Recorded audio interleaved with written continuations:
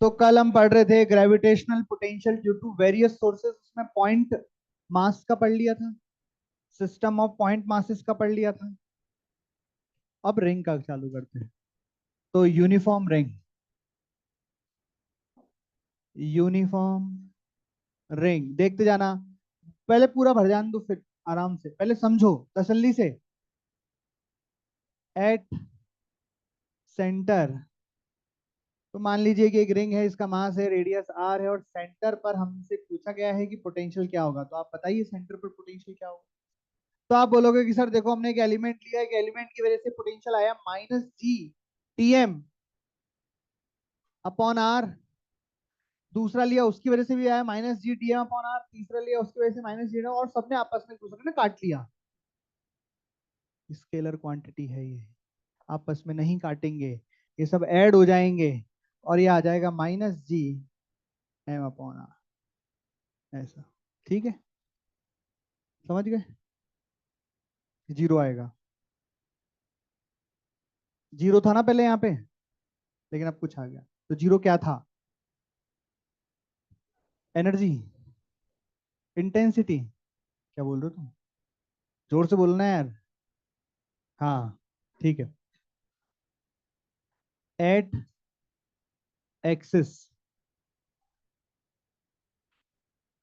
मास m, radius r, centre point p, ये distance है x।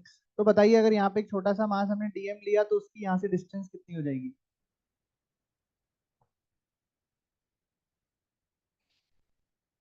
√Of r² + x²। और मैं कहूंगा कि रिंग के जितने भी पॉइंट हैं, उन सबकी डिस्टेंस यहाँ से सेम आएगी, √r² + x²। तो पॉइंट p पर जो नेट पोटेंशियल हो जाएगा, वो रहेगा -G dm √r² + x²। ठीक है क्या? ये हो गया रिंग का। फिर एक यूनिफॉर्म हॉलो स्फेयर, तो वही फॉर्मूला याद रखना है। ठीक है, तो मान लीजिए एक हॉलो स्फेयर है, मास m, रेडियस r। इसमें इसके तीन फॉर्मूले होते हैं। एक, x less than r, x बराबर r, x greater than r। अरे यही होते हैं ना। तो मैं रिवाइज करवा दूं आपको, फील्ड के फॉर्मूले भी करवा देता हूँ। फील्ड के फॉर्मूले बताना, यहाँ पे कितना होता था? जीरो। यहाँ कितना होता था? Gm अपॉन,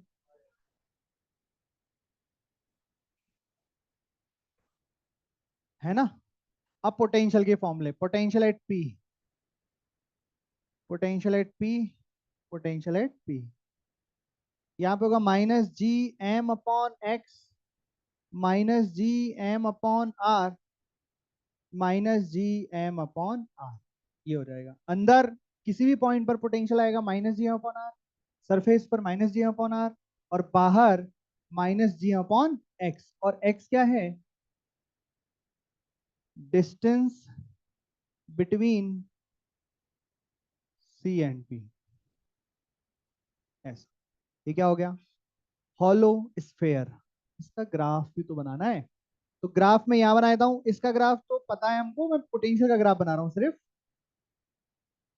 पोटेंशियल का ग्राफ एक्स के साथ, पोटेंशियल तो नेगेटिव ही है।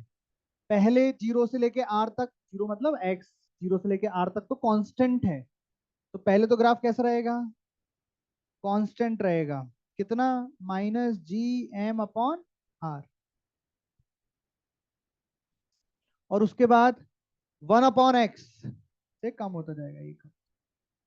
ये क्या मैग्नीट्यूड का ग्राफ बना सकते हैं क्या? नहीं, पोटेंशियल स्केलर क्वांटिटी है, इसमें जो है यही है। ये नहीं कि इसका मैग्नीट्यूड का ग्राफ लोगे तो ऊपर आ जाएगा, नहीं। पोटेंशियल तो पोटेंशियल ये है, स्केलर ही है, उसका मैग्नीट्यूड माइनस। ठीक है क्या? और लास्ट, मतलब लास्ट तो क्या, पर ठीक है, क्या है? Solid sphere. अब इसमें फील्ड के फॉर्मूले नहीं लिखूंगा, जगह नहीं बची है ना। सॉलिड स्फेयर, मास m, radius r, solid sphere है। इसमें भी तीन पोजीशन है, x less than r, x बराबर r, x greater than r। तो वही जैसे वहां पे फील्ड के फॉर्मूले सेम होते थे इन दोनों के लिए, यहाँ पे जो बाहर होता था वही वहां पे बाहर का फॉर्मूला आता था, तो यहाँ पे बाहर का फॉर्मूला क्या, माइनस जी अपॉन एक्स। तो यहाँ पे भी बाहर के पोटेंशियल के लिए फॉर्मूला कितना आ जाएगा, माइनस जी अपॉन एक्स। और यहाँ पे पोटेंशियल का फॉर्मूला आ जाएगा माइनस जी अपॉन आर। लेकिन अंदर अंदर यहाँ पे जो फॉर्मूला आएगा वो आपको याद रखना है। पोटेंशियल एट पी आएगा माइनस जी M 3r² minus X square upon 2r³। और फिर आता है ग्राफ। ये सिर्फ पोटेंशियल के फॉर्मूले लिखे हैं। यहाँ मैंने पोटेंशियल और उन दोनों के लिख लिए थे। आप चाहो तो अकेले के नोट कर लेना, आपकी इच्छा, मैंने तो बस ऐसे रिवीजन के हिसाब से बना दी। अब ग्राफ, उधर पोटेंशियल का एक्स के साथ ग्राफ। तो पहले देखो, अगर मैं कहूं कि यहां तक का तो सेम ही हो जाएगा, सही है, एक्स बराबर आर, एक्स बराबर आर। इधर में क्या होएगा, तो इधर में देखो आपको एक चीज बताता हूँ, यहाँ पे आप ना सेंटर पर पोटेंशियल निकाल के बताओ। सेंटर का मतलब कितना हो जाएगा, अंदर। अंदर के लिए फॉर्मूला कौन सा लगेगा, ये वाला।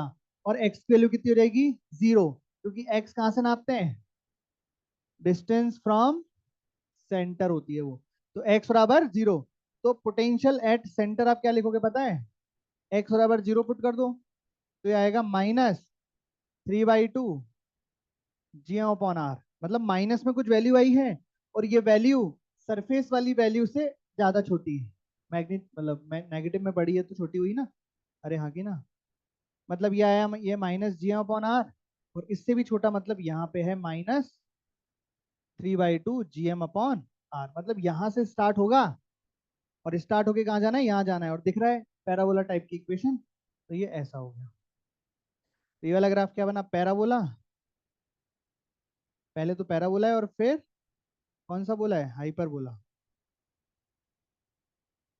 ऐसा। तो ये आपको याद करना है, लिखो।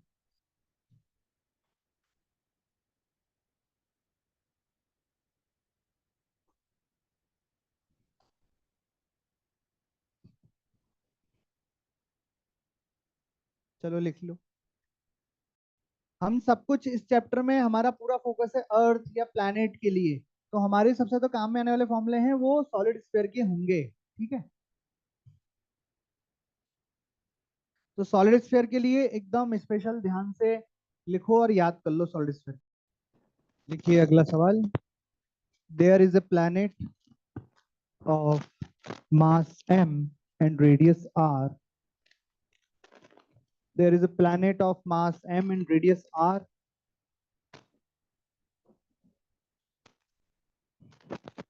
Find potential energy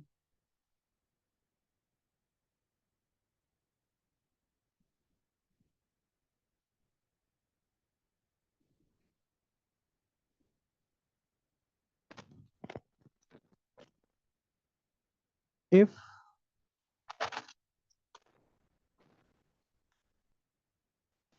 if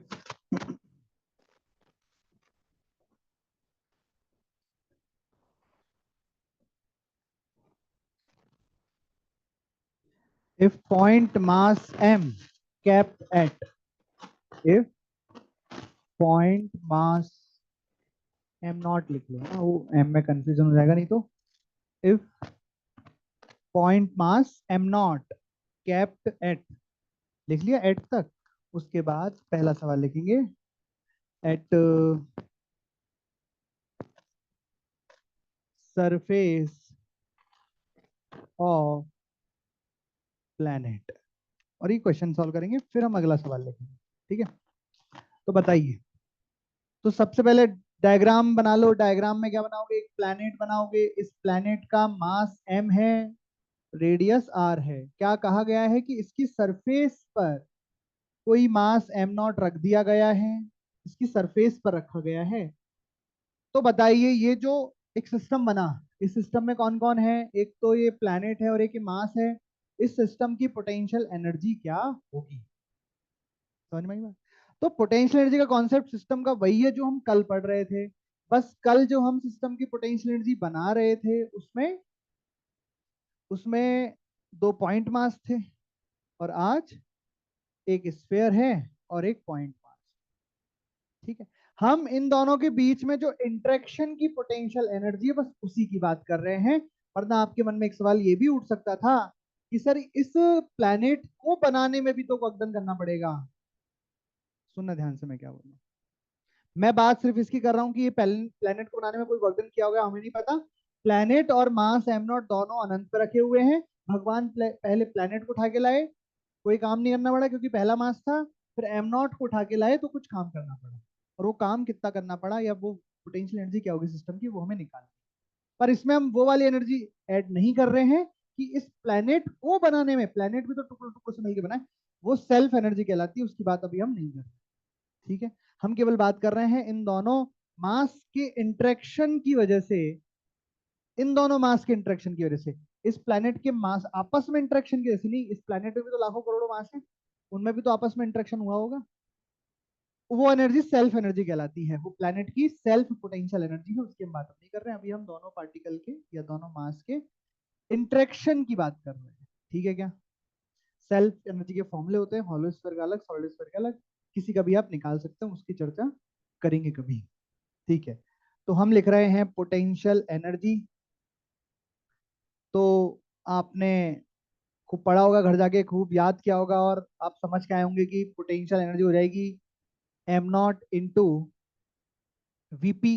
P का मतलब ये पॉइंट जहां पे ये एम नॉट रखा है, तो एम नॉट मास एंड इस स्फीयर की वजह से इस पॉइंट पी पर पोटेंशियल का अगर मल्टीप्लाई कर देंगे तो इनकी पोटेंशियल आ जाएगी। तो मास हो गया एम नॉट, और पॉइंट पी पर पोटेंशियल का फॉर्मूला अभी अभी लिखा, तो ये आ गई पोटेंशियल बराबर जी माइनस जी m m naught upon r. ये कहां पे निकल गई? जब इस पार्टिकल को सरफेस पे रखा गया तो इस सिस्टम की पोटेंशियल एनर्जी ये आई। लिख लो।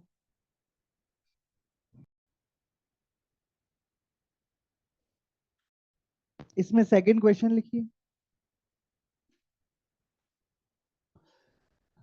kept at height r by 2 from surface, surface से r by 2 हाइट ऊपर। तो ऊपर का मतलब कहीं भी हो सकता है ऊपर, है ना?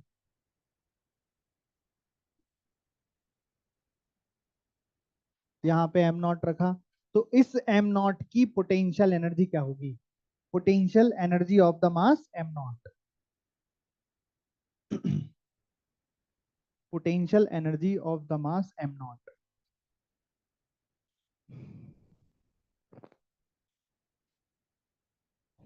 क्या होगी बताइए? एम नॉट इंटू बीपी, वही है फॉर्मूला। तो बस इस बार पोटेंशियल वहां का लिखना है, कितना ऊपर है वो, minus ji M upon R by two plus R, 3r/2। ये आंसर हो। और तीसरा, third, at depth r/4 from surface, depth r/4 from surface. देखिए अब हम सबसे पहले डायग्राम सोचेंगे। डायग्राम क्या होगा कि जो पॉइंट है वो इस प्लेनेट के अंदर है, कितनी डिस्टेंस से? सरफेस से r/4, इसका मतलब सेंटर से डिस्टेंस कितनी हो जाएगी? सेंटर से डिस्टेंस हो जाएगी 3r/4, क्योंकि टोटल आर, r/4 माइनस, तो r - r/4 ये वाली डिस्टेंस हो जाएगी x। यहां तक कोई दिक्कत है क्या? अब अगर अंदर है तो अंदर के लिए कौन सा फॉर्मूला लगेगा इनमें से? ये वाला फॉर्मूला लगेगा। तो आप लिखोगे Vp is equal to minus ji M 3r² minus 3r/4 का स्क्वायर डिवाइडेड बाय 2r³ ये आंसर होगा।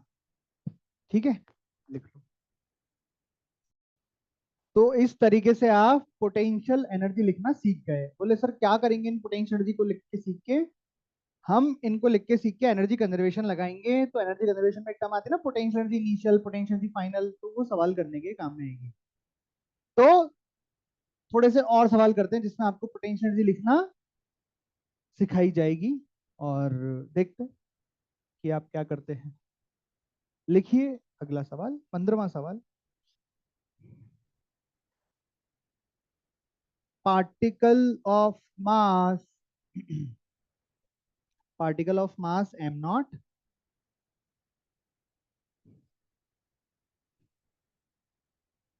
kept particle of mass m naught kept is kept at surface of earth is kept at surface of earth,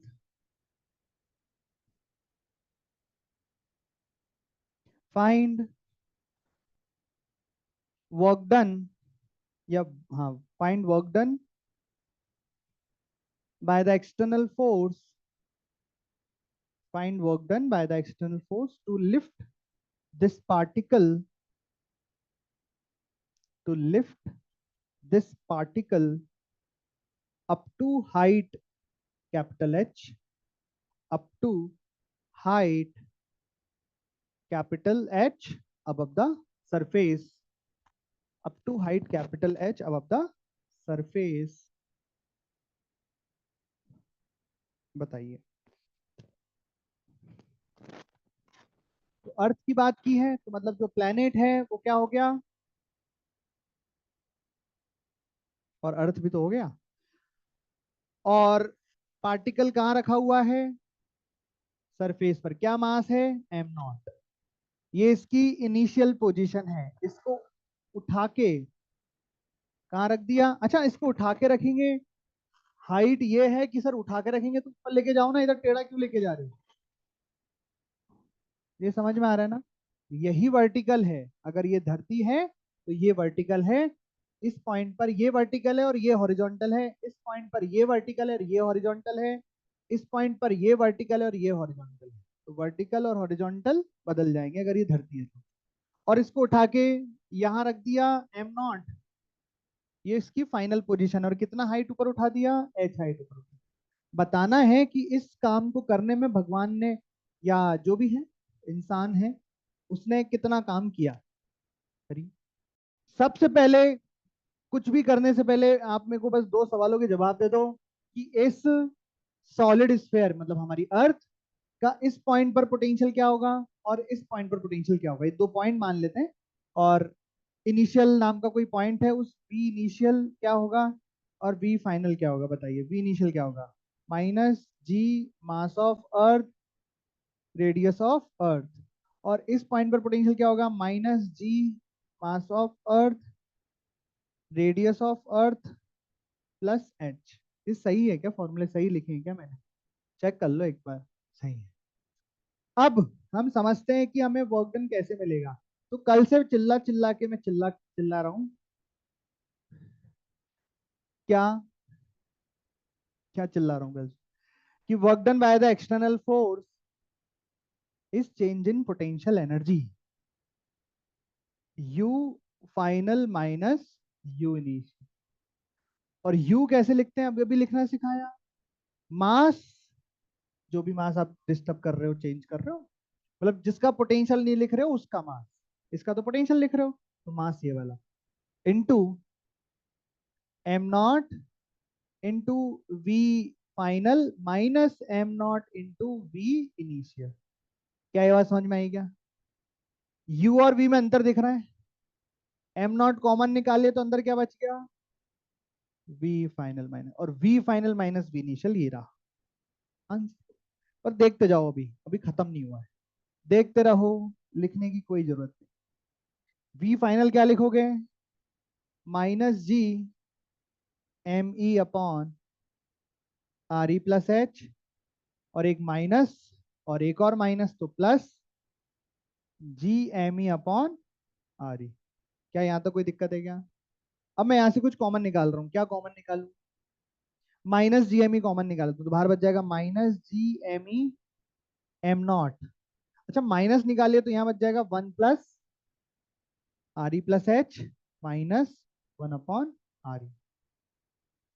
LCM ले लो, क्या R E plus H, तो R E plus H LCM लेते ही ये बन जाएगा minus G M E M not divided by R E plus H, और ऊपर क्या बन जाएगा आर ई माइनस एच।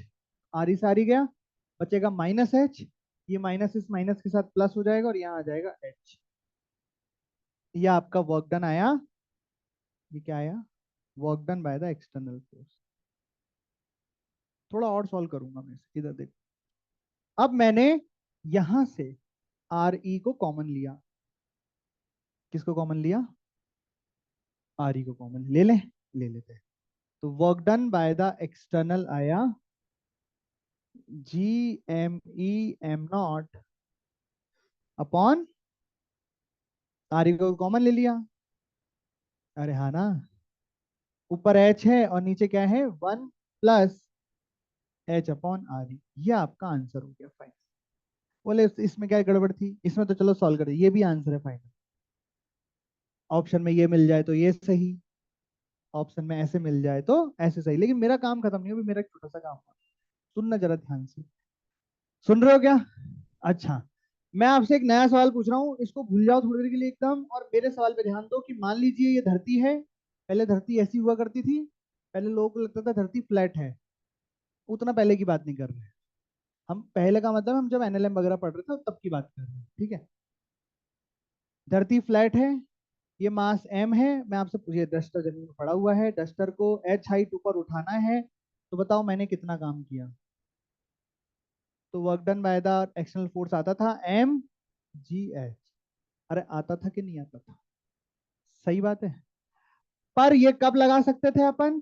जब हम धरती के बहुत पास हो, क्योंकि हमने यहाँ पे फोर्स को बस mg ले लिया और mg इंटू डिस्प्लेसमेंट कर दिया, फोर्स इंटू डिस्प्लेसमेंट कर दिया, फोर्स को क्या ले लिया? कांस्टेंट। और ऐसा हम केवल कब ले सकते हैं? जब हम धरती के बहुत ज्यादा करीब हो। यानी कि अगर इस फॉर्मूले में मैं ये ले लूं, इफ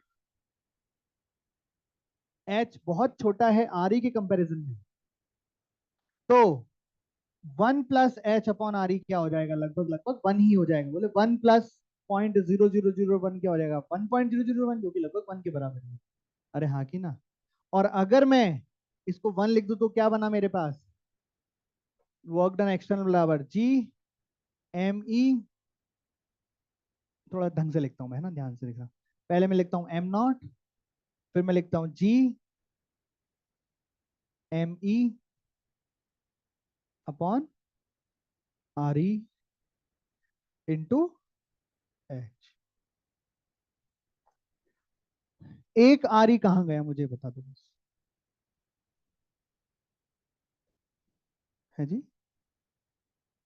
एक आर ई कहाँ गया? एलसीएम मतलब?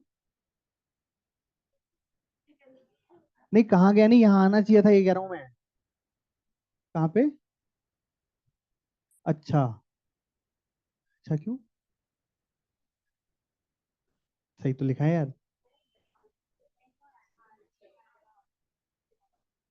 एक सेकेंड, यहाँ आर ई था, ये आर ई प्लस एच था। मैंने आर ई प्लस एच को एलसीएम लिया। आर ई माइनस एच है। क्यों, क्यों नहीं ले सकते? क्या क्या क्या?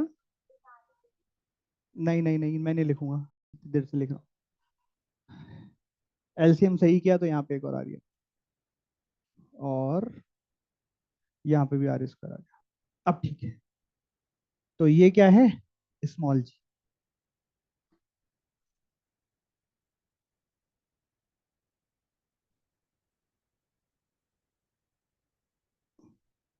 ये एम जी एच हो गया। कि अगर किसी पार्टिकल को एच हाइट ऊपर ले गए, लेकिन एच क्या है, बहुत छोटा है, तो उसमें हम एम जी एच ही तो लिखते थे वक्त, तो वो भी आ गया। पर वो तभी वैलिड है जब एच छोटा है, और अगर एच छोटा नहीं है तो फिर यही आंसर आएगा। ठीक है, चलो लिख लो।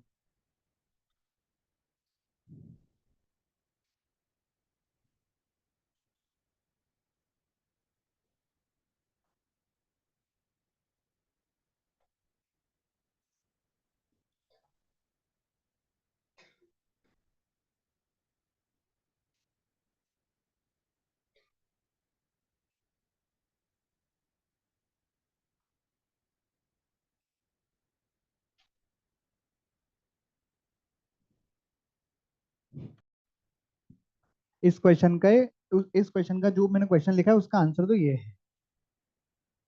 ठीक है, ये आंसर हो गया। पर मैं आपको बता रहा था कि अगर हम जो अभी तक इसका आंसर लिखते थे इस सवाल का, जो आपको सवाल लिखाया गया है उसका आंसर लिखते थे MGH।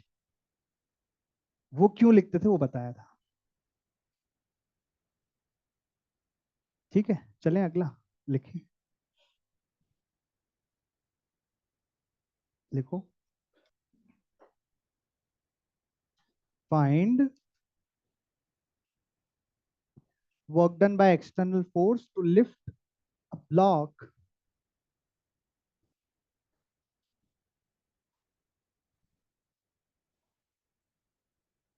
find work done by external force to lift a block mass m naught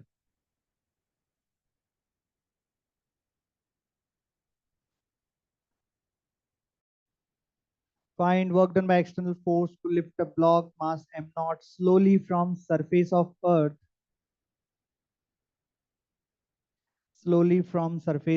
earth to a height r by 4 from surface to a height r by 4 from surface to a height r by 4 from surface।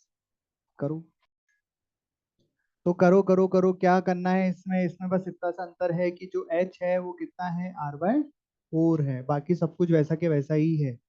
तो करो फिर वैसा की वैसा लिखो। या चाहो तो जो फॉर्मूला फॉर्मूला तो क्या बोलेंगे, जो भी रिजल्ट आया था लास्ट क्वेश्चन में उसमें h की जगह r/4 डाल देंगे अपन, या फिर आप पूरा लिख लो प्रैक्टिस के लिए कि work done by external force बराबर u final minus u initial. u final हो जाएगा minus g mass of earth minus g m e m0 upon final के लिए हम लिखेंगे r+r/4। r+r/4 कितना हो जाएगा, 5r/4। माइनस और माइनस प्लस हो जाएगा, g m e m0 initial कितना हो जाएगा r। और ये सॉल्व करेंगे तो आपका आंसर आ गया। बस इतना सही है। ठीक है ना? तो पिछला वाला समझाया था इसलिए ऐसा आपको बड़ा बड़ा सा लगा था, बाकी तो इतना ही है। कितना आ गया ये आंसर?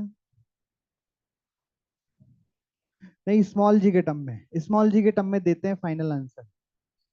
पहले उसमें बता दो कितना आया, g m e m0 upon 5r। 5r e, ठीक है, r ले लो, r ले लो, ठीक है ठीक है। Radius of r is equal to r ले रहे हैं। हाँ जी, तो ऊपर नीचे r का मल्टीप्लाई कर दिया। या तो ये आंसर आपको मिल जाएगा ऑप्शन में, या ऊपर नीचे r का मल्टीप्लाई कर दिया तो g m e upon r square को तो स्मॉल जी लिख दिया, ये बन गया m0 g r/5। ठीक है। फिर आगे लिखो, प्रॉब्लम्स बेस्ड ऑन जो भी आपने पढ़ा अब तक। क्या क्या पढ़ा? LMC, MEC। Problems based on linear momentum conservation, mechanical energy conservation, angular momentum conservation. Questions based on LMC, MEC, AMC। और करते रहेंगे अपन सवाल। मिटाएं इसको।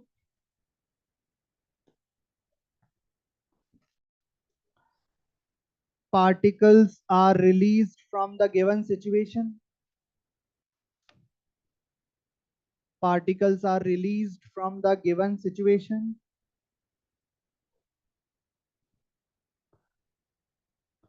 Particles are released from the given situation. Find their speed when separation between them becomes small r. Find their speed when separation between them becomes r। तो यहाँ क्या है कि दो पार्टिकल है, उनको रिलीज किया है, इन दोनों के पीछे फोर्स कैसा लगेगा, अट्रैक्शन, ग्रेविटेशनल अट्रैक्शन होगा, ये दोनों एक दूसरे की तरफ चलने लगेंगे। फोर्स है तो एक्सेलरेट भी होने लगेंगे और इनकी वेलोसिटी बढ़ जाएगी। आपसे पूछा गया है कि जब इन दोनों के बीच का सेपरेशन आर है तब इनकी वेलोसिटी क्या क्या होगी। तो मेरे को एक जरा बात बताइए कि ये दोनों किस फोर्स की वजह से आ रहे हैं, ग्रेविटेशनल फोर्स की वजह से आ रहे हैं। और अगर दोनों को कंबाइन सिस्टम माना जाए तो ग्रेविटेशनल फोर्स इंटरनल होगा, तो हम कह सकते हैं कि इन पर कोई भी एक्सटर्नल फोर्स नहीं लग रहा है। इन पर mg नीचे मत लगाना है ना, क्योंकि ये बस ग्रेविटेशनल यही फोर्स माना है, धरती नहीं है, दो ही धरती है, ऐसा है। ठीक।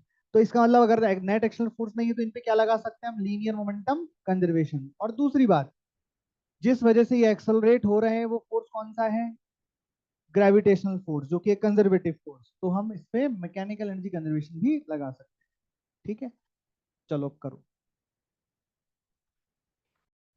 कैसे करना है, सबसे पहले फाइनल डायग्राम बनाओ, सबसे पहले फाइनल डायग्राम ड्रॉ करो कि क्या होगा जब इन दोनों के बीच में डिस्टेंस स्मॉल आर हो जाएगी। ड्रॉ करो जल्दी से। दोनों पास आएंगे और दोनों के बीच की डिस्टेंस स्मॉल आर हो जाएगी।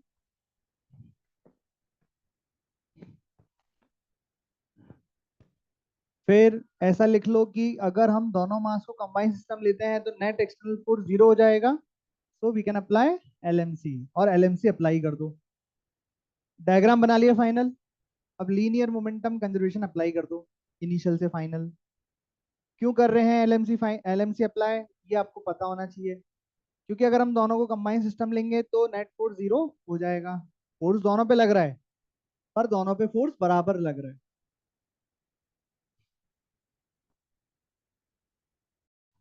अब आप सभी ने एलएमसी अप्लाई कर ली है, अब आप देखेंगे कि इस पे जो फोर्स काम कर रहा है वो कंजर्वेटिव फोर्स है, तो हम इस पे अब मैकेनिकल एनर्जी कंजर्वेशन अप्लाई करेंगे फ्रॉम इनिशियल टू फाइनल। करिए, मैकेनिकल एनर्जी कंजर्वेशन अप्लाई करिए इनिशियल टू फाइनल, और देखिए फिर V1 V2 क्या आ रहे हैं। सब इधर देखेंगे, मैं सॉल्व कर रहा हूँ, दोनों को छोड़ दिया, पास आ रहे हैं दोनों, चलते चलते एक्सेलरेट हैं, एक्सेलरेट होंगे क्योंकि फोर्स लग रहे हैं अंदर की तरफ। मान लीजिए एक्सेलरेट होते थे, अभी तो रेस्ट पे था ये, अब इसकी वेलोसिटी हो गई v1, और ये भी रेस्ट पे था, अब स्पीड कितनी हो गई v2, ये मास m, 2m, और दोनों के बीच का गैप अब कितना हो गया, स्मॉल r। ये इनिशियली फाइनल, ऐसा डायग्राम आपको बनाना था। आप लोगों ने ज्यादातर ने सिर्फ यहाँ पे m और 2m लिख लिया। ठीक है, अच्छा किया। अब आप लीनियर मोमेंटम कंजर्वेशन लगाएंगे, आप लिखोगे initial momentum zero plus zero, क्योंकि चल ही नहीं रहे हैं, बाद में आप लिखोगे m इंटू v1, अभी अपोजिट, 2m माइनस v2, क्योंकि डायरेक्शन अपोजिट है, तो यहाँ से क्या मिल गया, v1 बराबर 2v2, ये आपको एक इक्वेशन मिल गई। अब आपको लगानी है mechanical energy conservation. Mechanical energy conservation में टोटल चार टर्म होती है, और इन चारों को मैं आप में से किसी चार से पूछूंगा। तो सबसे पहले किससे पूछूं, सबसे पहले हम इनसे पूछते हैं, सो गया ये। अच्छा, काइनेटिक एनर्जी इनिशियल क्या लिखें, वाह वेरी गुड, 25% सवाल। बताइए, potential energy initial of the system, potential जो सिस्टम इनिशियली, इनिशियली इस सिस्टम की पोटेंशियल एनर्जी पीछे से बताएंगे कोई, पीछे से। हाँ, कल आए थे ना क्लास में, कल बताए थे पोटेंशियल एनर्जी निकालना, दो चार मास की, तीन मास की, चार मास की, फिर 8 मास की दी थी घर पे करने के लिए। बताओ बताओ। नहीं, कोई भी बता सकता है ना, तुम बताओ। बताओ, बगल वाले बताओ, उनके आगे वाले बताओ, अपने आगे वाले को बोलो, बताओ, उनके बगल वाले बताओ, बोलो बोलो, उनके बगल वाले, उनके आगे वाले बताओ। सिस्टम की पोटेंशियल एनर्जी अभी इनिशियली मतलब जब यहाँ है, कल खूब चिल्ला चिल्ला के सिखा रहा था, पहले एक को लेके आओ, फिर दूसरे को लेके आओ, तीसरा बताओ। हाँ,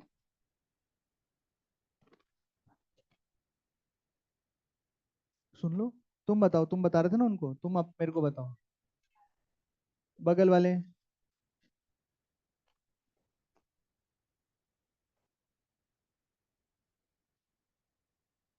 minus,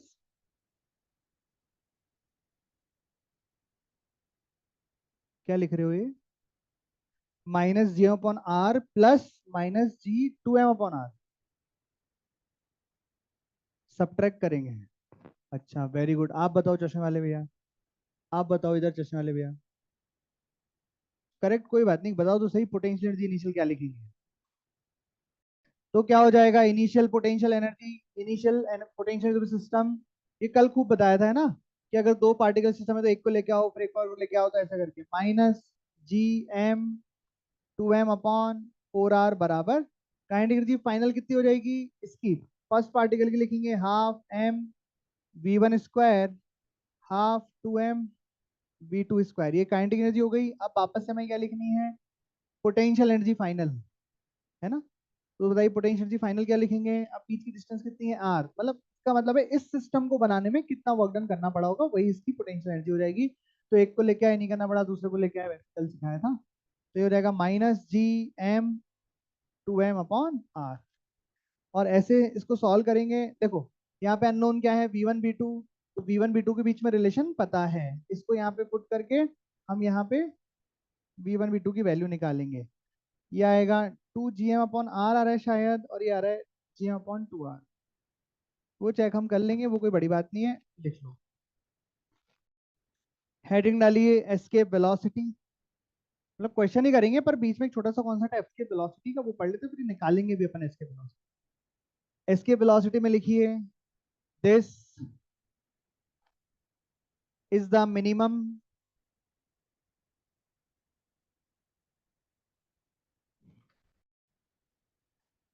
this is the minimum speed required for a particle for which it will come out from the gravitational field of a particular planet.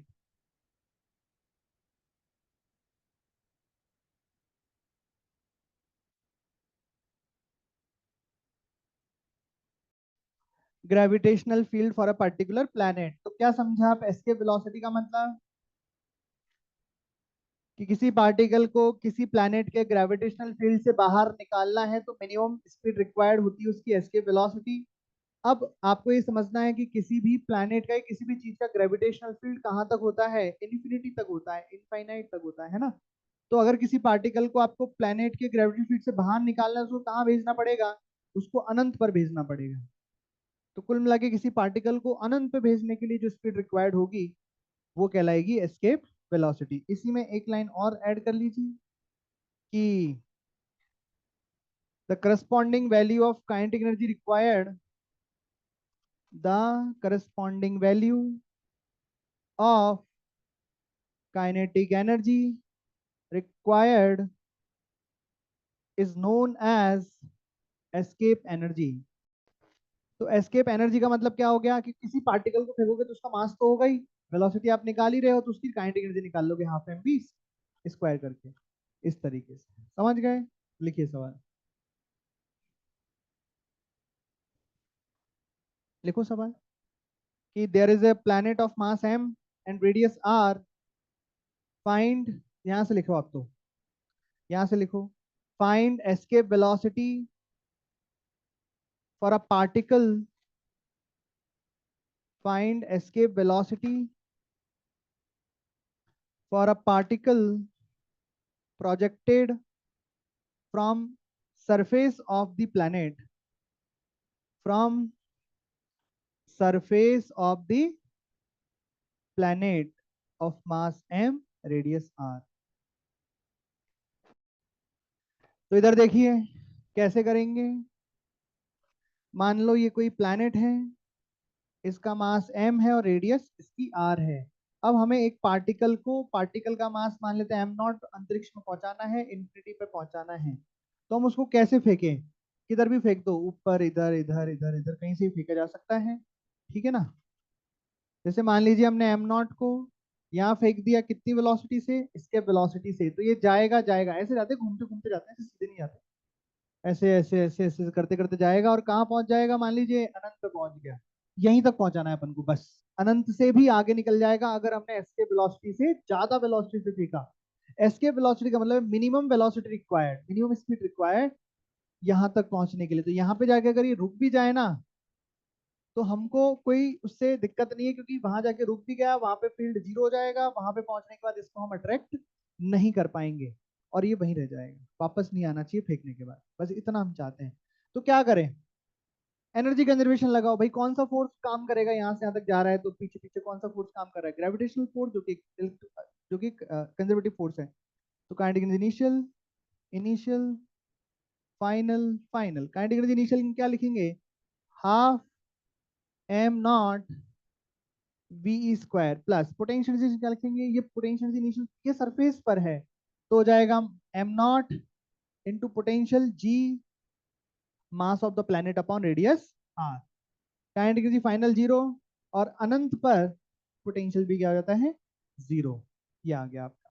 यहाँ से आप सॉल्व करेंगे तो एम नॉट से एम नॉट कट जाएगा। बहुत बहुत बड़ी बात है, एम नॉट से एम नॉट करने का क्या मतलब है कि आप एक चींटी को फेंको या एक हाथी को फेंको, आपको सेम वेलोसिटी देनी पड़ेगी दोनों को, अगर आप उनको एस्केप कराना चाहते हैं। और ये आएगा अंडर रूट ऑफ 2 GM/r। ये किसके लिए हो गया formula, for any planet, escape velocity for any planet. तो आप देख रहे हो यहाँ पे मास और रेडियस किसकी आई है, प्लैनेट की।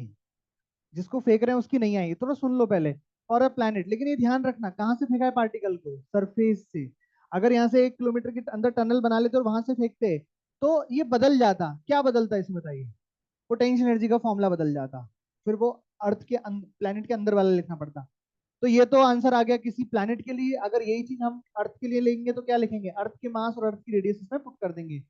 तो for earth, escape velocity for earth कितना हो जाएगा, 2 GME/RE। अब आपको पता है ऐसे नहीं छोड़ते अपन, ऊपर नीचे आरी का मल्टीप्लाई करते हैं। तो ऊपर और नीचे आरी का मल्टीप्लाई डिवाइड किया, मतलब मल्टीप्लाई डिवाइड किया, तो आर स्क्वायर ये बन गया 2 GRE। यहाँ पे जी और आर की वैल्यू हमें पता है, तो ये आता है 11.2 किलोमीटर पर सेकेंड। आर नहीं, आर से तो स्कूटी भी चलती है,